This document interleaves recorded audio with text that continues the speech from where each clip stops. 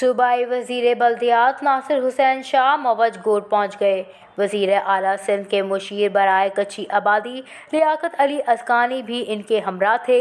صوبائی وزیر ناصر شاہ نے جاں بحق افراد کے لواحقین سے اظہار تعزیت کیا۔ اس موقع پر نو منتخب وائس چیئرمین یو سی 13 بلدیہ ٹاؤن پرویز دودھا بھی موجود تھے۔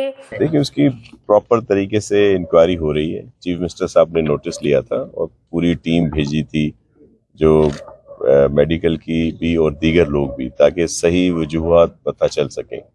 اور بہت افسوسناک واقعہ، اور اتنے جانیں گئی ہیں، اور لیکن اس کی مکمل طور پر وہ رپورٹ بن رہی ہے، وہ سی ایم صاحب کو پیش کی جائے گی، اور پھر جو اس کی وجوہات ہیں ان کا سدباب کیا جائے گا، تاکہ دوبارہ کوئی اس طرح کا واقعہ نہ ہو سکے۔ صوبائی وزیر نے کہا کہ واقعے کے اعلیٰ سطح پر تحقیق جاری ہے اور جاں بحق افراد کے بچوں کے لیے 5 لاکھ اور بڑوں کو 10 لاکھ امداد فراہم کریں گے۔